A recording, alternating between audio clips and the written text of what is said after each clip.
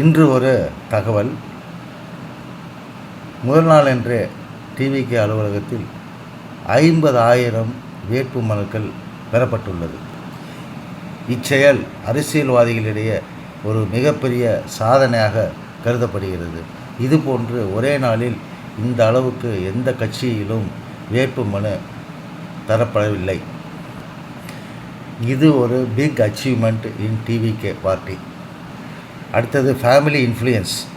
ஒரு ஃபேமிலியில் ஒரு பையனோ பொண்ணோ ஒரு டிவிகே கட்சியில் ஆதரித்தா அவங்க என்ன பண்ணுறாங்க, உடனே அவங்க பேரண்ட்ஸு, ரிலேட்டிவ்ஸ் எல்லாரையும் ஒரு இன்ஃப்ளூயன்ஸ் பண்ணுறாங்க. இன்ஃப்ளூயன்ஸ் பண்ணி நீ டிவிகேக்கு தான் ஓட்டு போடணும் அப்படிங்கிறது மாதிரி ஒரு ஃபோர்ஸ் பண்ணிக்கிட்டு இருக்காங்கங்கிறது ஒரு புதிய விவேகமாக உள்ளது. இதுக்கு முன்னாடி பார்த்திங்கன்னா இந்த மாதிரி ஒரு ஃபேமிலியை குழந்தைய இன்ஃப்ளூயன்ஸ் பண்ணி போட வைக்கிற மாதிரி வேறு எந்த கட்சியிலும் இதற்கு முன்பு எதுவும் நடந்ததாக தெரியவில்லை. அடுத்து விஜய் எங்கு கூடினாலும் மக்கள் வெள்ளம் அலைமோதுகிறது. இப்போ பார்த்திங்கன்னா ஊடகங்கள்லாம் பயங்கரமாக இம்ப்ரூவ் ஆகிட்டு, Facebook, WhatsApp, Instagram and YouTube இந்த மாதிரி நிறைய வந்துருக்கிறதுனால இப்போ உள்ள டே டு டே அஃபேர்ஸ் எல்லாருக்கும், எல்லா மக்களுக்கும், வில்லேஜு, சிட்டிஸு எல்லாருக்கும் உடனே போய் சேர்கிறது. மக்களிடையே பார்த்திங்கன்னா பெரிய அவேர்னஸ் வந்துவிட்டது.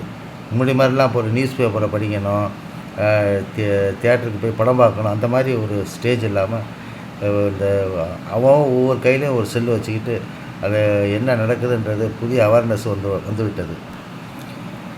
ஒரு அரசியல் கட்சியில் பார்த்திங்கன்னா அந்த அரசியல் கட்சியில் தலைவர் யார் சேர்றாங்க, யார் போகிறாங்க, அதெல்லாம் முக்கியமே கிடையாது. அந்த அரசியல் தலைவருக்கு உண்டான அந்த செல்வாக்கு தான் அந்த கட்சியை நிலைநிறுத்தும். அப்படி பார்த்திங்கன்னா எம்ஜிஆர் ரெட்டை இலைன்னு ஆரம்பித்தார். அது எம்ஜிஆருக்கு உண்டான அது செல்வாக்கு.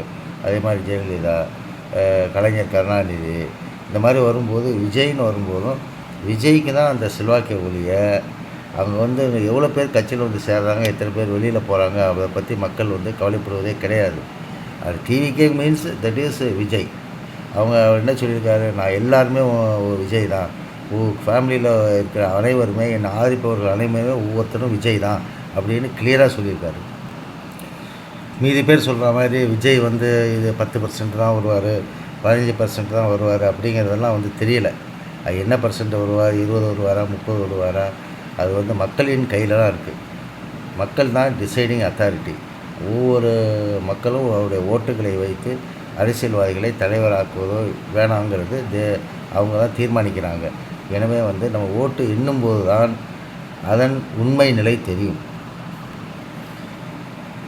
ஒரு சில ஆய்வாளர்கள், வரலாற்று ஆய்வாளர்கள் இது மாதிரி ஒரு புரட்சி, ரெவல்யூஷன் 25 வருடங்களுக்கு ஒரு முறை வருவதாக கூறுகிறார்கள். அது எந்த அளவுக்கு உண்மை என்று தெரியவில்லை. நிறைய சர்வேக்கள்லாம் நிறைய பண்ணுறாங்க, எல்லா கட்சிகளை பற்றியும் பண்ணுறாங்க. ஆனால் இப்போ உள்ள ஸ்டேஜில் அந்த சர்வேக்கள் எந்த அளவு உண்மை என்று தெரியாது. ஏன்னா ஒவ்வொரு சர்வேயும் ஒவ்வொரு ஏஜென்சியும் எந்த அளவுக்கு கரெக்டாக எடுக்கிறாங்கன்றது நமக்கு தெரியும். அதனால் இது போன்ற சர்வேக்கள் இன்னொரு 1 மாதமோ 1.5 மாதமோ கழித்து அப்போது லாஸ்ட் மினிட்டில் எடுக்கிற சர்வே ஓரளவு அதை உண்மையாக இருக்கலாம். இப்போ டிவிகேயை பொறுத்த வரைக்கும் முன்னாடி விஜய் வந்தால் தான் மீட்டிங் அப்படின்ற நிலைமை மாறி அதுக்கு அடுத்த கட்ட தலைவர்கள் அவங்களே ஒரு பொதுக்கூட்டம் அந்தந்த ஒவ்வொரு டிஸ்ட்ரிக்ட்லேயும் போட ஆரம்பிச்சிட்டாங்க. அவங்களே பேச ஆரம்பித்து வீதிய பிற கட்சிகள் செய்வது போல் இவங்களும் அவங்களுடைய வேலைகளை ஆரம்பித்து விட்டார்கள். டிவிகே கட்சியினுடைய தலைவர் பேசும்போது ரொம்ப எமோஷ்னலாக, விஜய் பேசும்போது ஒரு எமோஷ்னலாக பேசுகிறார். அதாவது இது வரைக்கும் வேறு கட்சியில் இல்லாத ஒரு புதிய உரைகளை நிகழ்த்துகிறார். இப்போ ஒரு பையன், அப்பா, டாட்டர், இந்த மாதிரி ஒரு சிஸ்டர், இந்த மாதிரி அவங்க பேசும்போது எமோஷ்னலாக பைண்ட் ஆகிடுறாங்க. விஜயை பொறுத்த வரைக்கும் இப்போது அவர் சடனாக எதுவும் டிசைட் பண்ண மாதிரி தெரியல. இப்போ இருக்கிற நிலைமையை பார்க்கும்போது எல்லாமே ஒரு ப்ரீ பிளான்டாக செய்கிறார். ஒரு 25 வருடங்களுக்கு முன்னதாகவே அவர் சின்ன சின்ன ஒரு நலத்திட்ட உதவிகள், மக்கள் உதவிகள், யாரை போய் பார்க்குறது, அஃபெக்ட் ஆனவங்க போய் பார்க்குறது, ஒரு தூத்துக்குடியில் போய் மீனவர்களை பார்ப்பது என்று இந்த மாதிரி ஒரு அப்படியே சின்னதாக பண்ணிக்கிட்டு இருந்திருக்காரு. அப்போவே இவர் வந்து விஜய் ஏதோ பிளான் பண்ணி தான் இதெல்லாம் செஞ்சுட்டு இருந்திருக்காரு.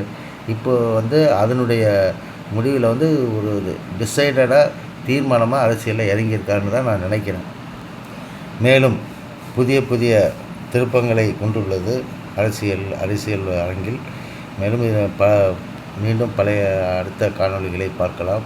மேலும் நீங்கள் அனைவரும் டிவிகே தொண்டர்கள், மக்கள் அனைவரும் இந்த வீடியோவை பார்த்துவிட்டு லைக் செய்து என்னை உற்சாகப்படுத்துமாறு கேட்டுக்கொள்கிறேன்.